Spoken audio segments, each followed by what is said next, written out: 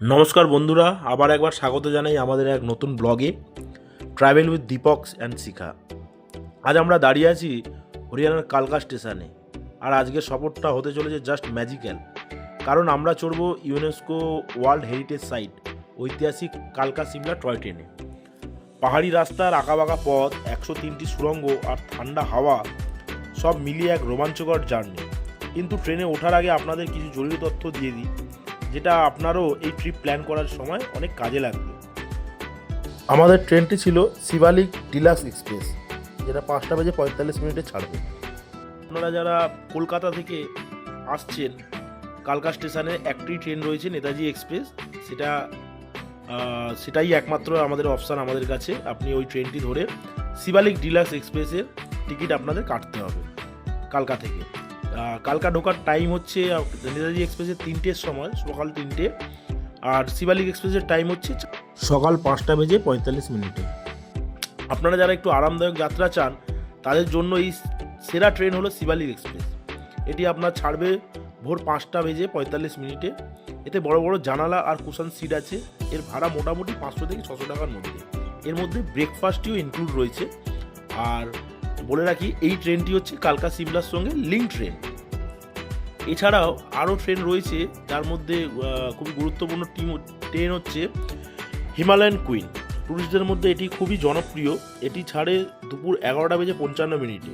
এর first class ভাড়া প্রায় 470 টাকা, আর চেয়ার কারের ভাড়া 265 টাকা।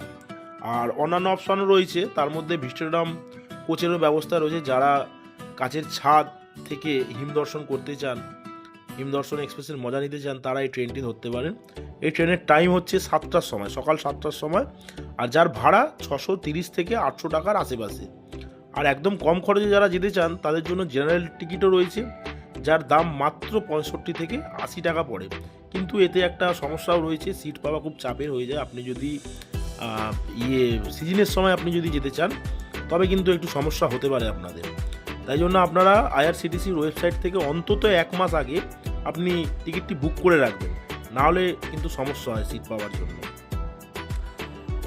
দেখুন লাইনগুলো কত সরু, একে বলে ন্যারো গেজ। 1903 সালে ব্রিটিশরা এই রেল লাইন বানিয়েছিল। ট্রেন যত উপরে উঠছে, গরম কমে গিয়ে ঠান্ডা হাওয়া বইতে শুরু করেছে।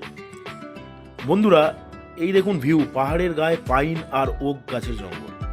আর সবচেয়ে ইন্টারেস্টিং ব্যাপার হলো, এই 96 কিলোমিটার রাস্তায় আমরা প্রায় 103টি টানেল আর 800-এরও বেশি ব্রিজ পার হব। এই যে দেখুন, আমরা এই 12 টানেলে ঢুকছি। এটি এই রুটের সব থেকে লম্বা সুড়ঙ্গ, প্রায় 1143 মিটার। গায়ে কাটা দেওয়া এক অভিজ্ঞতা।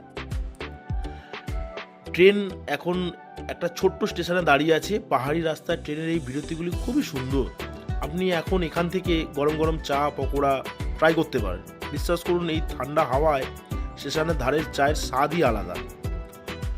অবশেষে আমরা প্রায় 4 থেকে 5 ঘন্টা জার্নি করার পর আমরা সিমলা পৌঁছেই গেলাম। সমুদ্রপৃষ্ঠ থেকে প্রায় 2000 মিটারেরও বেশি উচ্চতায়।